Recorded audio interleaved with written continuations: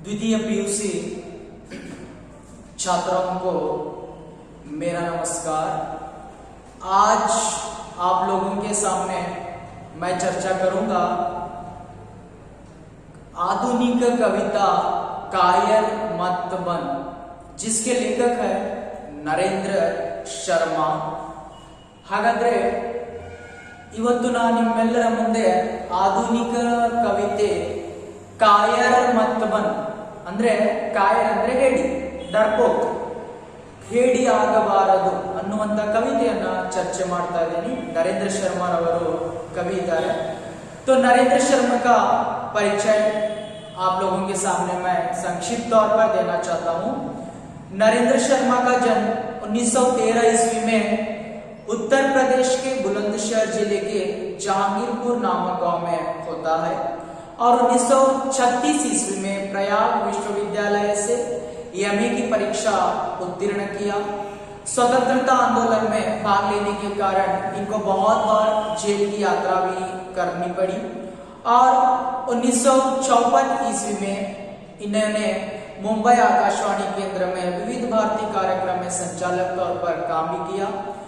अगर इनकी रचनाओं को हम लोग देखते हैं, प्रभात फेरी, शूलपुर, प्रवासी के गीत, पलाशवन, मिट्टी और फूल, कदलीवन, हंसमाला, रक्त चंदन, बहुत रात रोए, द्रौपदी, उत्तरजय तथा सुवर्ण, ये जो सारी इनकी रचनाएं हैं।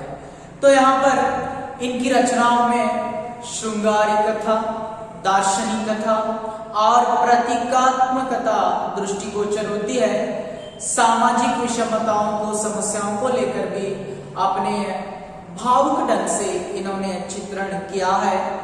नरेंद्र शर्मा की भाषा शुद्ध साहित्यिक खड़ी बोली है, जिसमें सरलता, मधुरता, प्रवाहमयता दिखाई देती है। इस कविता का संदेश यही है, मनुष्य को कभी भी अपने जीवन में कायर नहीं बनना चाहिए और उसी के साथ साथ दुष्टों के सामने आत्मसमर्पण नहीं करना चाहिए। इसको लेकर चर्चा करते हैं कवि नरेंद्र शर्मा। हागाದ್ರೆ ಇವತ್ತು ನಾವು ನರೇಂದ್ರ ಶರ್ಮಾ ಬರೆದಂತಹ ಕಾಯರ್ ಮತ್ ಕವಿತೆಯನ್ನ ನೋಡ್ತಾ ಇದ್ದೇವೆ। ನರೇಂದ್ರ ಶರ್ಮಾ ರವರು 1913ನೇ ಇಸ್ವಿಯಲ್ಲಿ ಉತ್ತರ ಪ್ರದೇಶದ ಬುಲಂದ್ಶಹರ್ ಜಿಲ್ಲೆಯ ಜಹಾಂಗೀರ್ಪುರ ಎಂಬ ಹಳ್ಳಿಯಲ್ಲಿ ಜನ್ಮವನ್ನ ಪಡೀತಾ ಇದ್ದಾರೆ। 1936ರಲ್ಲಿ ಪ್ರಯಾಗ್ ವಿಶ್ವವಿದ್ಯಾಲಯದಿಂದ ಎಂಎ ಪದವಿಯನ್ನ ಪಡೀತಾ ಇದ್ದಾರೆ। ತದನಂತರ ಸ್ವತಂತ್ರ ಆಂದೋಲನದಲ್ಲಿ ಭಾಗಿಯಾದ ಕಾರಣ ಬಹಳಷ್ಟು ಬಾರಿ ಅವರಿಗೆ ಜೈಲಿಗೆ ಹೋಗಬೇಕಾಗ್ತಾ ಇದೆ। 1954ರಲ್ಲಿ ಮುಂಬೈ ಆಕಾಶವಾಣಿ ಕೇಂದ್ರವಾದಂತಹ ವಿವಿಧ ಭಾರತಿಯಲ್ಲಿ ಕಾರ್ಯಕ್ರಮದ ಸಂಚಾಲಕರಾಗಿ ಕಾರ್ಯವನ್ನ ಮಾಡಿದ್ದಾರೆ। ಇವರ ರಚನೆಗಳನ್ನ ನೋಡ್ಬೇಕಂದ್ರೆ प्रभात फेरी, शूलपुर, प्रवासी के गीत, पलाशवन, मिट्टी और फूल, कदलीवन, हंसमाला, रक्त चंदन, बहुत रात रोए, द्रौपदी, उत्तरजय, सुवर्ण ಇವೆಲ್ಲ ಇವರ ರಚನೆಗಳಾಗಿದ್ದಾವೆ। ತದನಂತರ ಇವರ ರಚನೆಗಳಲ್ಲಿ ಶೃಂಗಾರಿಕತೆ, ದಾರ್ಶನಿಕತೆ, ಪ್ರತೀಕಾತ್ಮಕತೆ ಅಥವಾ ಸಮಾಜದಲ್ಲಿರುವಂತಹ ಸಮಸ್ಯೆಗಳಿರ್ಬೋದು ಎಲ್ಲದರ ಬಗ್ಗೆ ಚರ್ಚೆಯನ್ನ ಮಾಡಿದ್ದಾರೆ। ಈ ನರೇಂದ್ರ ಶರ್ಮಾರವರ ಭಾಷೆ ಶುದ್ಧ ಸಾಹಿತ್ಯಿಕ ಖಡಿಬೋಲಿ ಆಗಿದೆ। ಅದೇ ರೀತಿಯಾಗಿ ಇವರ ಭಾಷೆಯಲ್ಲಿ ಸರಳತೆ, ಮಧುರತೆ ಅಥವಾ ಪ್ರವಾಹ ಅಂದ್ರೆ ಪ್ರಭಾವ ಕಂಡು ಬರ್ತಾ ಇದೆ। ಈ ಪದ್ಯದಿಂದ ನಮಗೆ ಯಾವ ಸಂದೇಶ ಸಿಗ್ತಾ ಇದೆಪ್ಪ ಅಂತಂದ್ರೆ, ಮನುಷ್ಯ ಜೀವನದಲ್ಲಿ ಯಾವಾಗಲೂ ಹೇಡಿ ಆಗಬಾರದು। ತದನಂತರ ಮನುಷ್ಯ ತನ್ನ ದುಷ್ಟರ ಮುಂದೆ, ಶತ್ರುಗಳ ಮುಂದೆ ಯಾವಾಗಲೂ ತನ್ನ ತಲೆಯನ್ನ ಅಂದ್ರೆ ಶರಣಾಗಬಾರದು, ಆತ್ಮಸಮರ್ಪಣವನ್ನ ಮಾಡಬಾರದು ಅನ್ನುವಂತ ವಿಚಾರವನ್ನ ವ್ಯಕ್ತಪಡಿಸ್ತಾ ಇದ್ದಾರೆ कवि नरेंद्र शर्मा। तो आज देखिए मैं पद को लेकर चर्चा करूंगा। कुछ भी बन बस कायर मत बन, ठोकर मार पटक मत माता, तेरी राह रोकते पावन। कुछ भी बन बस कायर मत बन, ले देकर जीना क्या जीना, कब तक गम के आंसू पीना। मानवता ने सींचा तुझको, बहा युगों तक खून पसीना, कुछ न करेगा किया करेगा रे मनुष्य बस कातर क्रंदन, कुछ भी बन बस कायर मत बन। युद्धम देहि कहे जब पामर, देना दुहाई पीठ पेर कर। या तो जीत प्रीति के बल पर या तेरा पद चूमे तस्कर। प्रतिहिंसा भी दुर्बलता है पर कायरता अधिक अपावन, कुछ भी बन बस कायर मत बन।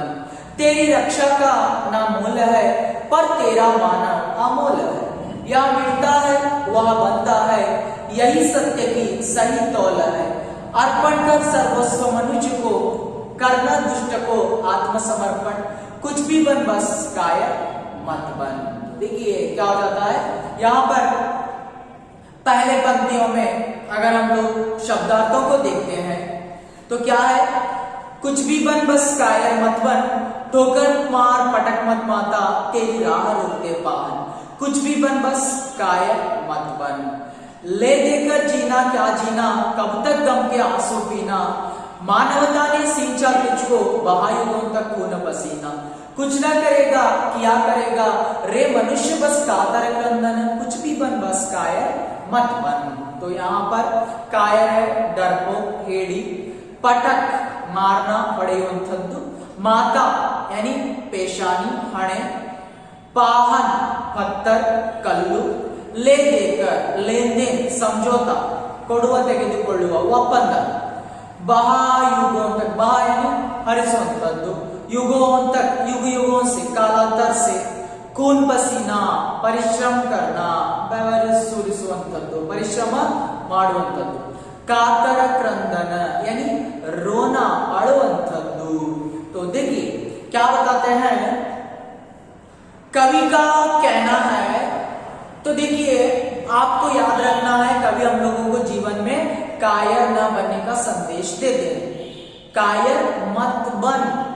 तो उनका कहना क्या है, कुछ भी बन बस कायर मत बन, ठोकर मार पटक मत माता, तेरी राह रोकते पावन। तो यहाँ पर कवि हम लोगों को बताते हैं अरे जीवन में कुछ भी बनो लेकिन कभी भी कायर मत बनो, डरपोक मत बनो, अधैर्य मत बनो, हमेशा आगे बढ़ो, धैर्यवान बनो।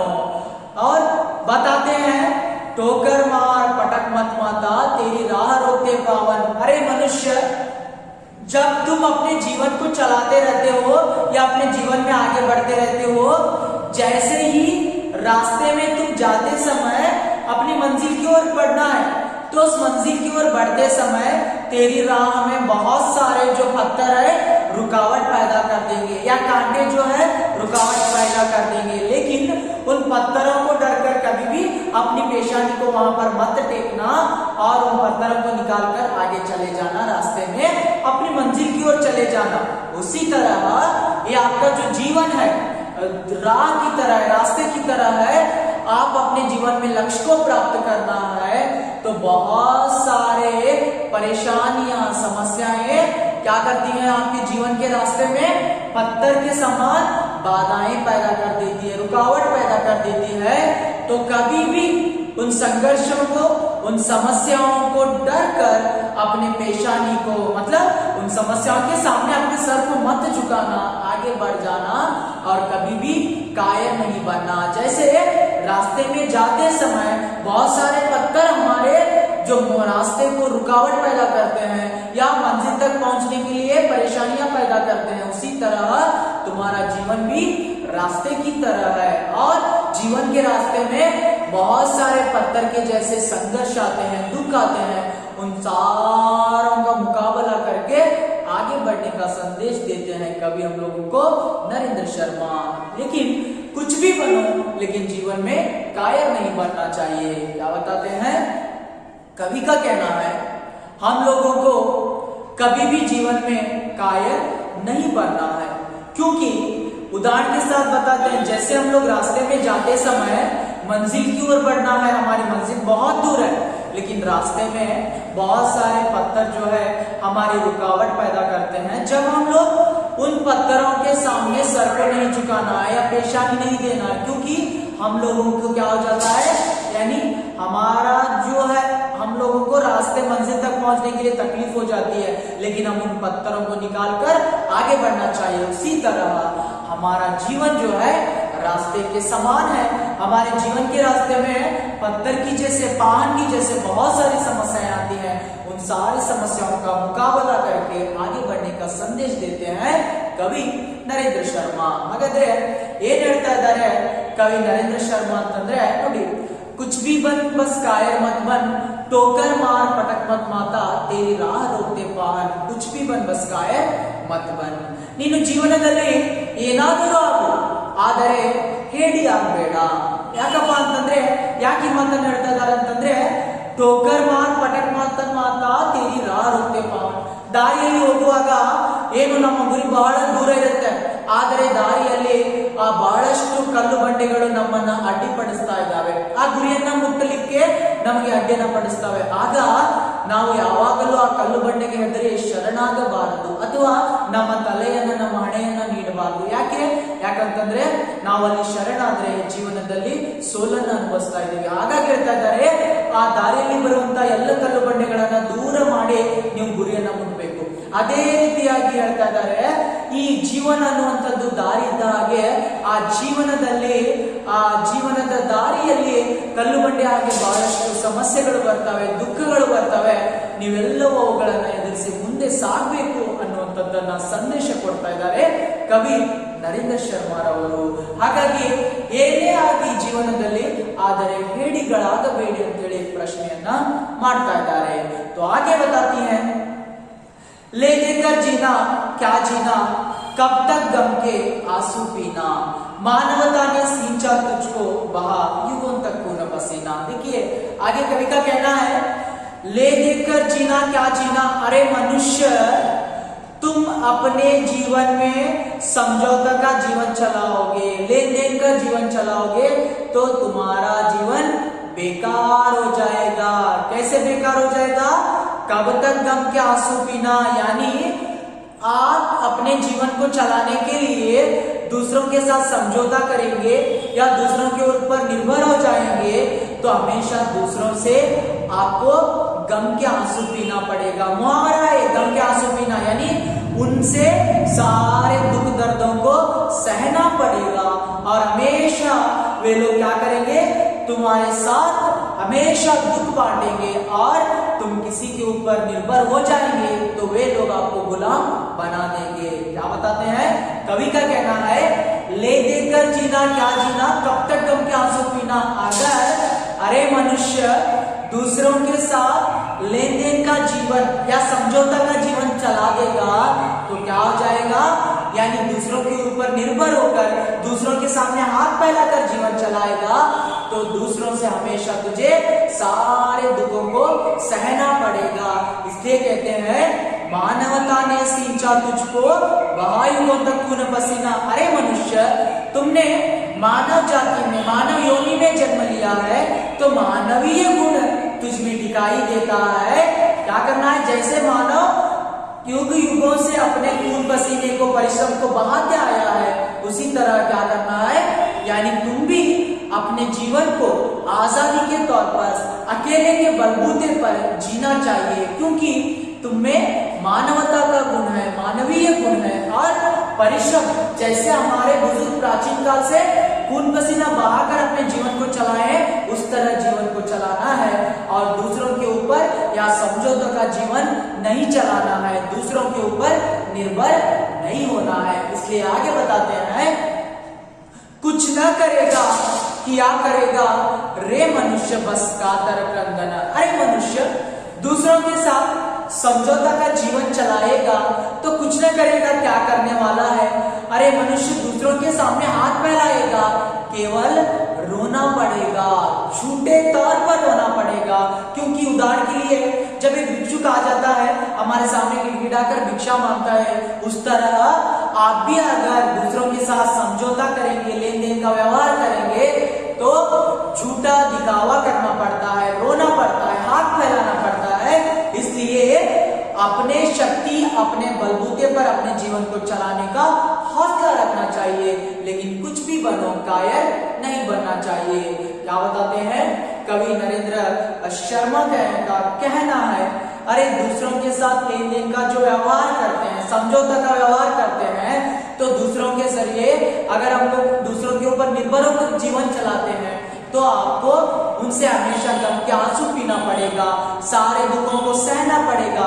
इसलिए मनुष्य तो मानवता के गुण में या मानवीयता का गुण तुम में है, और मानव जो है अपने बहुत युगों से परिश्रम करते आया है, खून पसीने को बहाते आया है। इसीलिए दूसरों के सामने रो रो कर हाथ फैलाने से बेहतर है अपने जीवन को खुद चलाना। अरे हमेशा जीवन में रोते चले जाएगा ये मनुष्य, लेकिन कुछ भी बनो कायर नहीं बनना चाहिए। हागाದ್ರೆ कवि ಮುಂದೆ ಏನ್ ಚರ್ಚೆನ ಮಾಡ್ತಾ ಇದ್ದಾರಪ್ಪ ಅಂತಂದ್ರೆ, ले देकर जीना क्या जीना कब तक गम के आंसू पीना। ಹಾಗಾದ್ರೆ ಅರೆ ಮನುಷ್ಯ ನೀನು ಜೀವನದಲ್ಲಿ ಕೊಡುವ ತೆಗೆದುಕೊಳ್ಳುವ ಅಂದ್ರೆ ಒಪ್ಪಂದದ ಮುಖಾಂತರ ಜೀವನವನ್ನ ನಡೆಸ್ತಾ ಇದೀಯಾ ಅಂತಂದ್ರೆ ಅದು ತಪ್ಪು. ಯಾಕಪ್ಪ ಅಂತಂದ್ರೆ ಅದು ಬೇರೆಯವರ ಮೇಲೆ ನೀನು ಅವಲಂಬಿತವಾಗಿ ಬೇರೆಯವರ ಜೊತೆ ಒಪ್ಪಂದವನ್ನ ಮಾಡಿಕೊಂಡು ಜೀವನವನ್ನ ನಡೆಸ್ತಾ ಇದ್ದೀರಿಯಾ? ಯಾಕಂತಂದ್ರೆ ಇದನ್ನ ಬಿಟ್ಟು ಬಿಡಬೇಕು. ಬೇರೆಯವರ ಮೇಲೆ ಅವಲಂಬಿತವಾದ್ರೆ ನಿನಗೆ ಕೇವಲ ದುಃಖ ಸಿಗ್ತಾ ಇದೆ. ಹಾಗಾಗಿ ಹೇಳ್ತಾ ಇದ್ದಾರೆ, बायुओं तक खून पसीना कुछ न करेगा किया करेगा रे मनुष्य बास कातर कंदन। मानवता ने सिंचा तुझको, ಮಾನವೀಯ ಜಾತಿಯಲ್ಲಿ ಜನ್ಮವನ್ನ ಪಡೆದಿದೆಯಾ, ಮಾನವೀಯತೆಯ ಗುಣ ನಿನ್ನಲ್ಲಿದೆ. ಹಾಗಾಗಿ ಹೇಗೆ ನಮ್ಮ ಪ್ರಾಚೀನ ಕಾಲದ ಗುರು ಹಿರಿಯರು ಪರಿಶ್ರಮವನ್ನ ಮಾಡಿ ಬಂದಿದ್ದಾರೆ ಯುಗಾಂತರಗಳಿಂದ, ಆ ಪರಿಶ್ರಮವನ್ನ ನೀನು ಮಾಡು. ನೀನು ಪರಿಶ್ರಮವನ್ನ ಮಾಡಿ ಬೆವರು ಸುರಿಸಿದ್ರೆ ನಿನ್ನ ಜೀವನವನ್ನ ನಡೆಸಬಹುದು. ಏನೂ ಮಾಡಲಾರದೆ ಜೀವನದಲ್ಲಿ ಕೇವಲ ಬೇರೆಯವರ ಮುಂದೆ ಕೈ ಚಾಚಿ ಅಳ್ತಾಡ್ತಾ ಕೈಯನ್ನ ಚಾಚಿದ್ರೆ ಬಹಳ ತೊಂದರೆ ಆಗುತ್ತೆ. ಹಾಗಾಗಿ ಅರೆ ಮನುಷ್ಯ ಎಲ್ಲಿಯವರೆಗೂ ಬೇರೆಯವರ ಮುಂದೆ ಸುಳ್ಳು ರೀತಿಯಲ್ಲಿ ಅಥವಾ ಢೋಂಗಿ ರೀತಿಯಲ್ಲಿ ಅಳುವನ್ನ ತೋರಿಸ್ತೀಯಾ ಅಥವಾ ಅಳ್ತೀಯಾ, ಕೈಯನ್ನ ಚಾಚ್ತೀಯಾ, ಅವೆಲ್ಲವನ್ನ ಬಿಟ್ಟು ಜೀವನದಲ್ಲಿ ಧೈರ್ಯಶಾಲಿ ಯಾಗು ಅನ್ನುವಂಥದ್ದನ್ನ ಚರ್ಚೆ ಮಾಡ್ತಾ ಇದ್ದಾರೆ. ಕುछ भी बन लेकिन कायर नहीं बनना चाहिए। क्या बताते हैं? कवि का कहना है कुछ भी बन बस कायर मत बन। जैसे ही रास्ते में जाते समय बहुत सारे पत्थर आ जाते हैं, रुकावट पैदा कर जाते हैं, लेकिन हम उन पत्थरों को डरकर कभी भी हमारे माथे को नहीं टेकना है। उसी तरह हमारे जीवन के रास्ते में बहुत सारे पत्थर आते हैं, तो हम लोगों को कभी भी उन पत्थरों से डरकर पत्थर के जैसे आने वाले संघर्षों को देखकर नहीं डरना चाहिए, आगे बढ़ने का काम करना चाहिए। और जब हम दूसरों के साथ लेन देन समझौता का व्यवहार करेंगे हमारा जीवन बेकार हो जाएगा, क्योंकि दूसरों के ऊपर हम लोग निर्भर हो जाएंगे। हमेशा गम के आंसुओं को पीना पड़ता है, दुख दर्दों को सहना पड़ता है।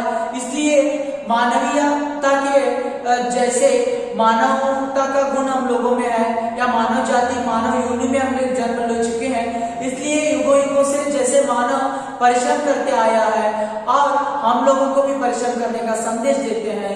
हमेशा हम लोग झूठे दिखावे को, रोने को बंद करना है, लेकिन आगे बढ़ने की कोशिश करना है। कुछ भी बनो लेकिन कायर नहीं बनना चाहिए। तो आगे बताते हैं, युद्धम देही कहे जब पामर देना दुहाई पीठ फेर कर, या तो जीत प्रीति के बल पर या तेरा पद चूमे तस्कर। प्रतीक्षा भी दुर्बलता है पर कायरता अधिक अपावन। कुछ भी बन बस कायर मत बन।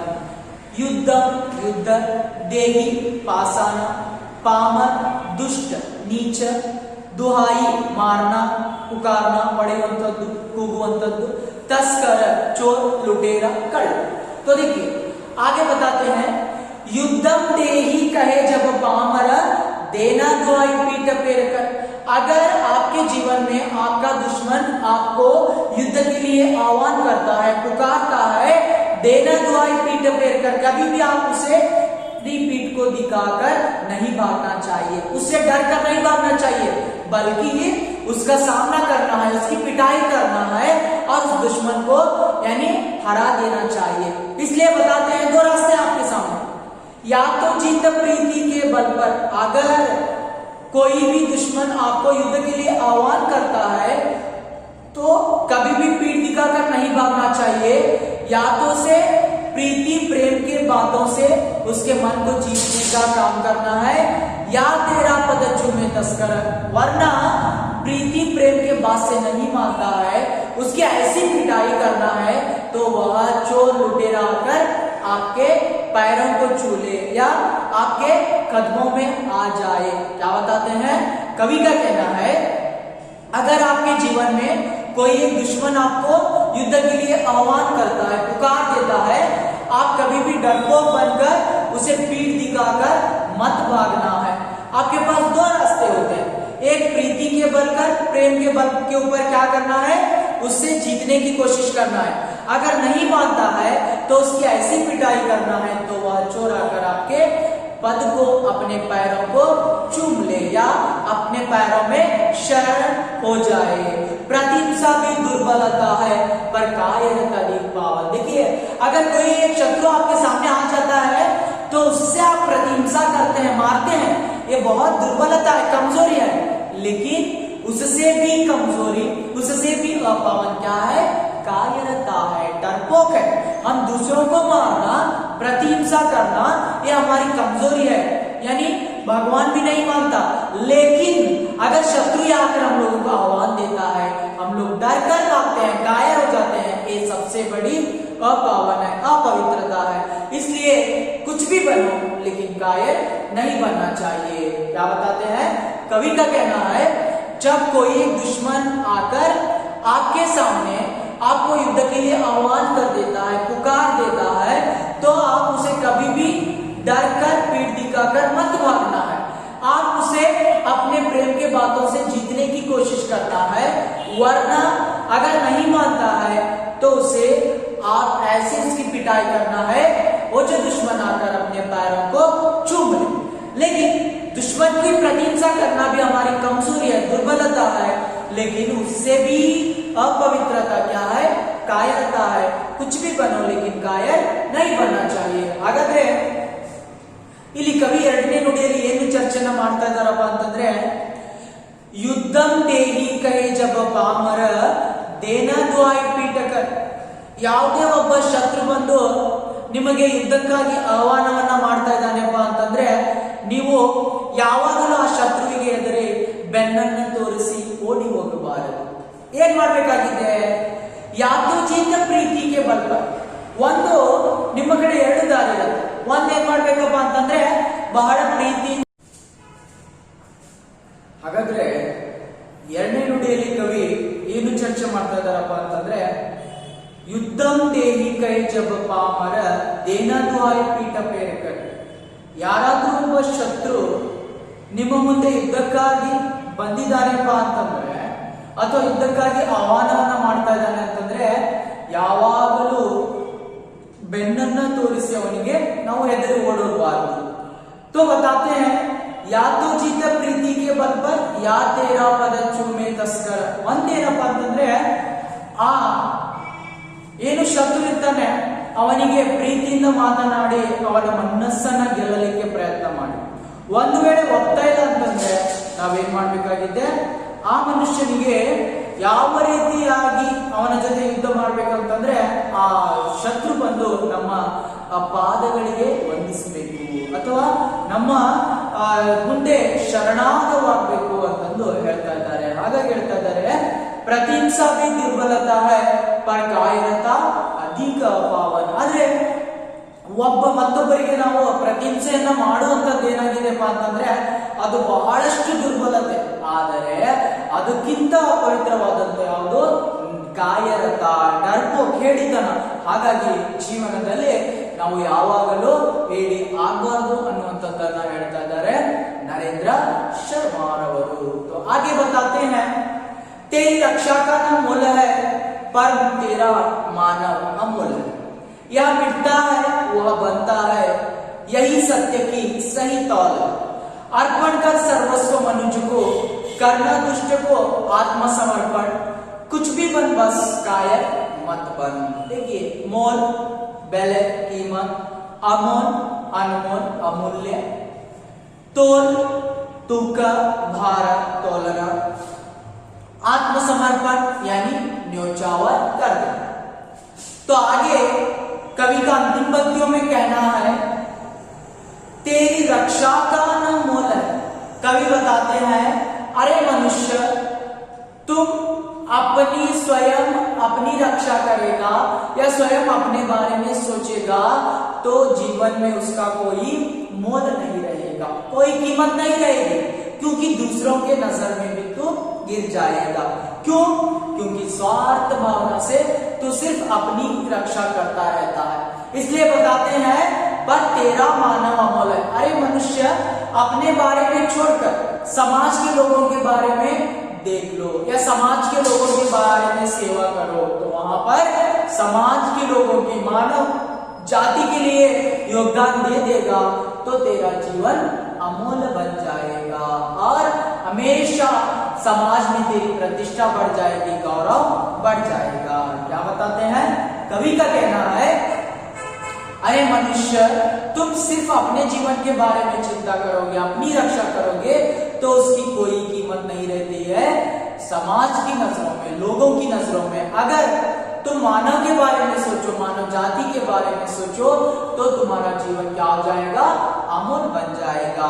इसलिए बताते हैं, या मिलता है वह बनता है, यही सत्य की सही तोला है। देखिए कवि का यहाँ पर कहना है, यह मिटता है, अगर तुम अपनी रक्षा करोगे तो वह बहुत जल्द नाश होने वाला है, मिट जाने वाला है, दूर होने वाला है।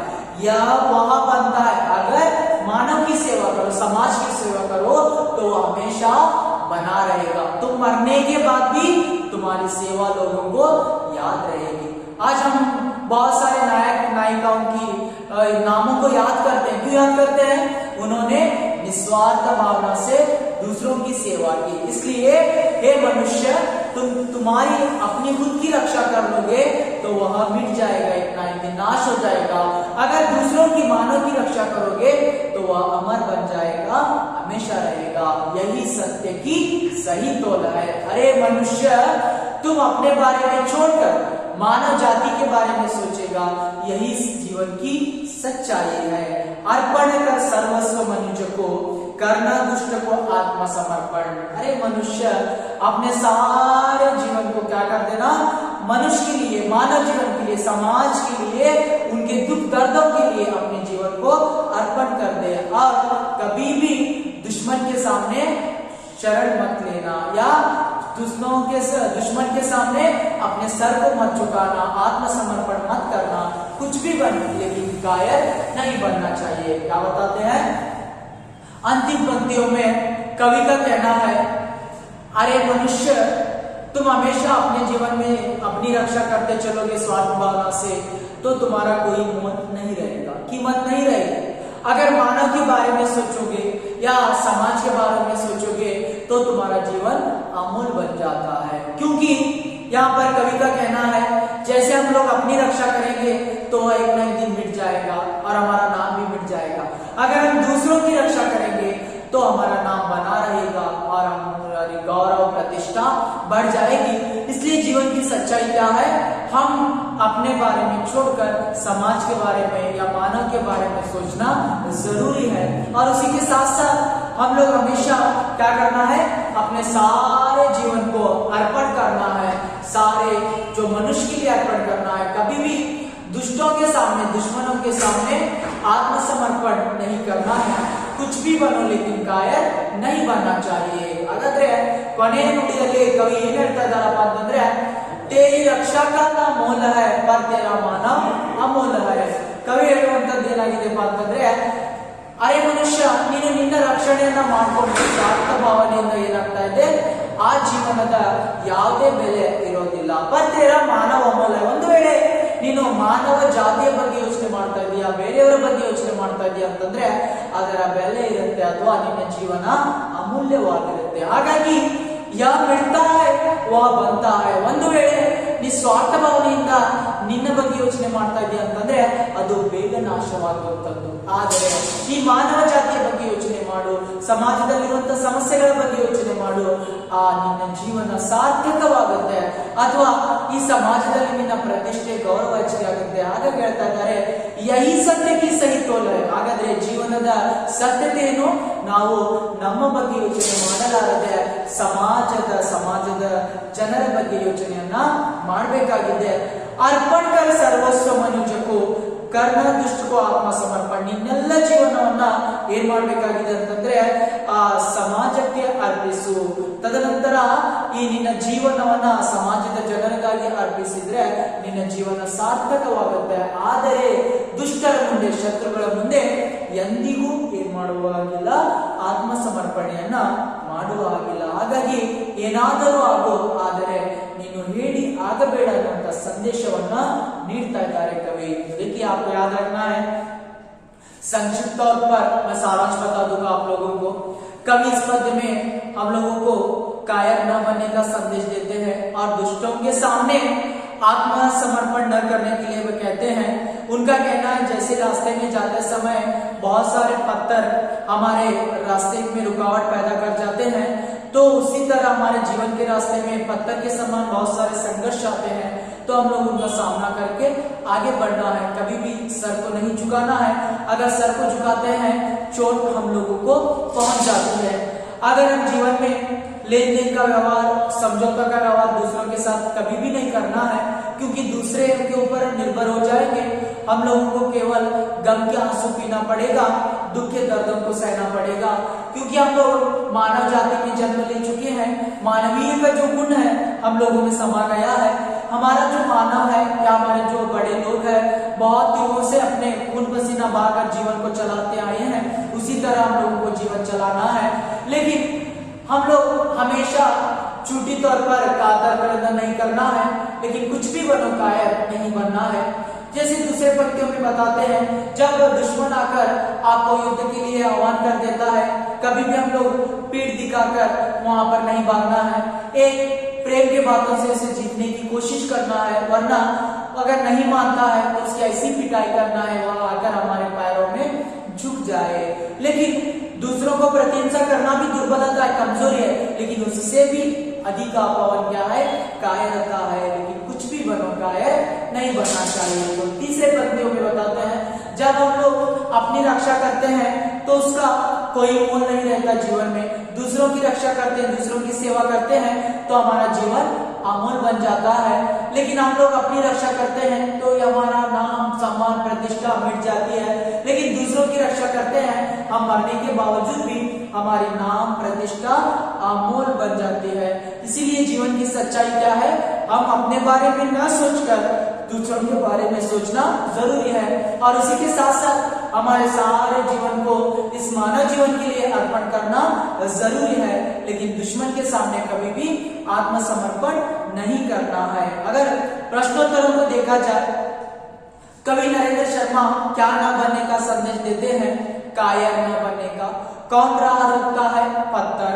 कवि नरेंद्र शर्मा के अनुसार मनुष्य को किसने सींचा है, मानवता. कवि नरेंद्र शर्मा मनुष्य को किसके बल पर जीतने के कहते हैं, प्रीति के बल पर. कवि नरेंद्र शर्मा के अनुसार प्रतिहिंसा क्या है, दुर्बलता. कवि नरेंद्र शर्मा के किसे अधिक पावन कहते हैं, कायरता को. कवि नरेंद्र शर्मा किसके सामने आत्मसमर्पण न करने के लिए कहते हैं, दुष्टों के सामने. ये जो आपको पद्य था, कायर मत बन.